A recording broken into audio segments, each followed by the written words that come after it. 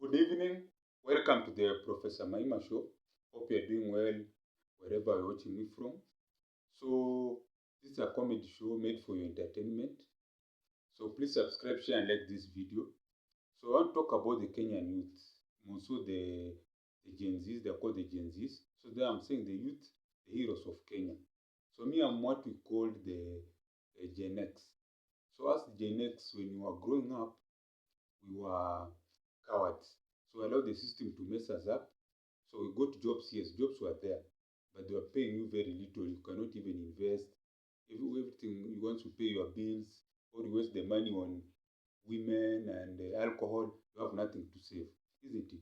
So that is the story of people Gen X, people who are 40 and above. And mind you, some of them are back to living with the parents because someone maybe the economy went bad, went back to living with parents. So they look down like garbage. You understand? Garbage. My generation, just look at any man above 40. They're the ones who take a lot of alcohol, smoke because of frustration. Someone went to school, studied hard. All those days, there's no internet where they'll write for you your assignments. You have to go to the library, read. So we were being told when we were young, when I was in power, when we were in primary school, we were being told, someni vijana, mfanye kila bidii, mwisho wa kusoma mtapata kazi nzuri sana. That's translation. Work hard in school. Uh, at the end of the school, you get a good job. Yes, we got jobs, but they were paying us nothing. And to make matters worse, we were not taught about, it's called what? Is it financial education? It's called financial literacy. I would say financial literacy. See, this is whereby you're taught about investments, you're taught about how to keep your money, invest. So when you got the money, we're just wasting. So we should have financial literacy like the Gen Zs of these days. They have financial literacy.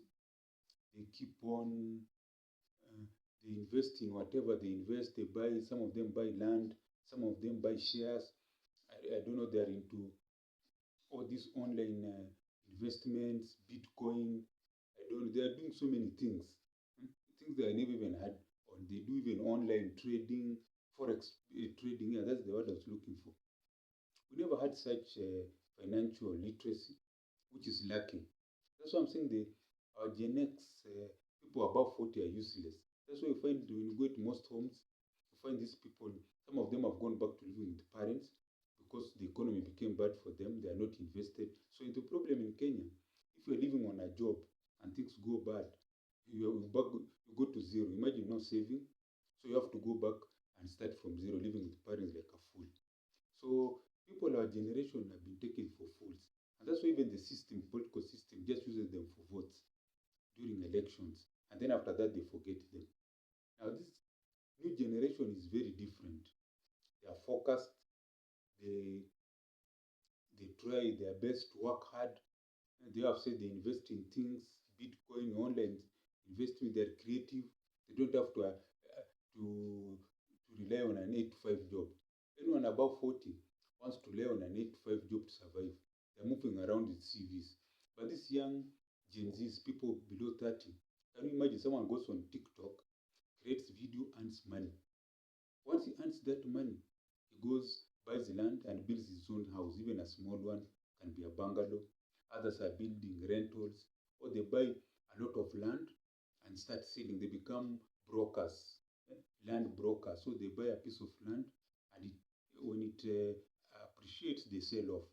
So some of them are even building houses for their parents. They're doing very well. Some have gone into things like these things of talent, are good soccer players.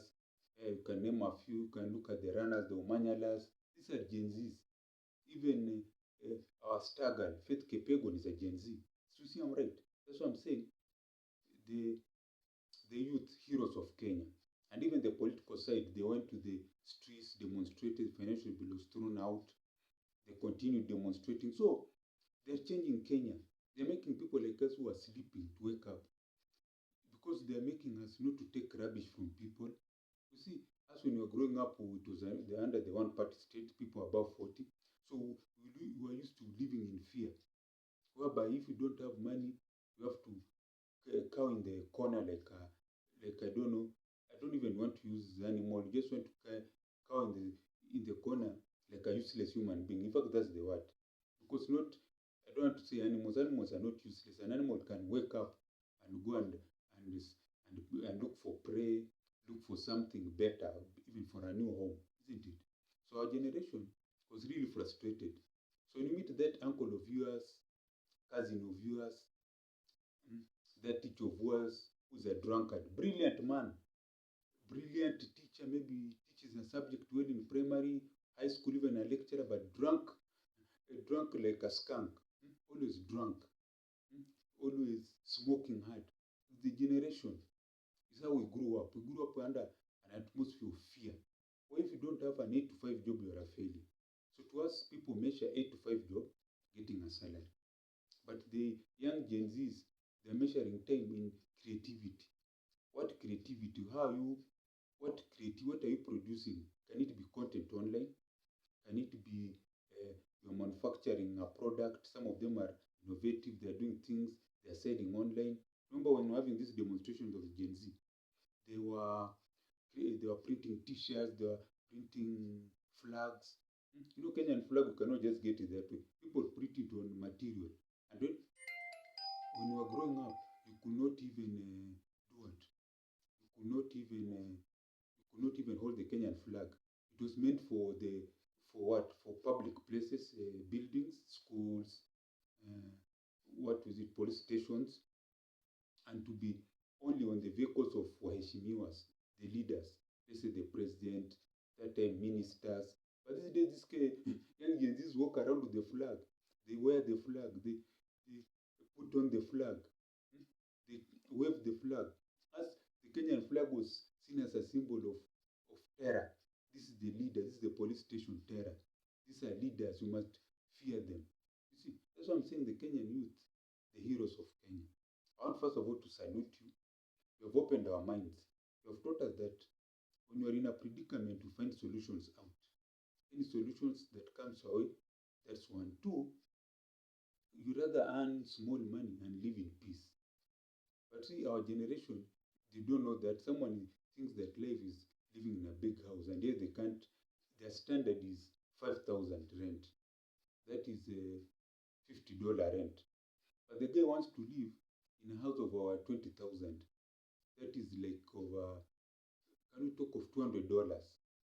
So, you see, so if he cannot afford that, he thinks it's a failure. Yet he doesn't know he can go back to that, to his level. If it's 5,000 house, go there and start. That's like a bed sitter in Kenya. And start. You don't know within a year, you'll be having your own piece of land because you're saving a lot of money, and you build yourself a bungalow and do farming. And you don't need to be a beggar, because the worst thing for a man is to be a beggar. You are now 40s, disturbing your parents, giving them stress. That should not happen. If you are in that situation, you have gone back home because things are not going for you. To make matters why you don't have a family, or your wife has run away with the children, you sit down. When an opportunity comes, whether they're paying you how much, look at this money.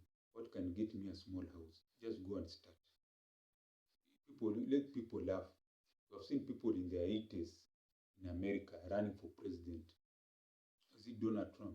Is 80. You are 40. You have, by the time you reach Donald Trump's age, you'll have built yourself a big house, gotten a good woman, having children, even grandchildren. If you have a child now at 40s, by the time you are even 75, your firstborn, your firstborn will be over 30. And that time, because you have resources, they will marry early, maybe by 23. You'll be seeing your grandchildren before you go to join your ancestors. So, by the way, that's what I'm saying. The youth are the heroes of Kenya. They have fought, they have shown us that you need to fight for your space, for your rights.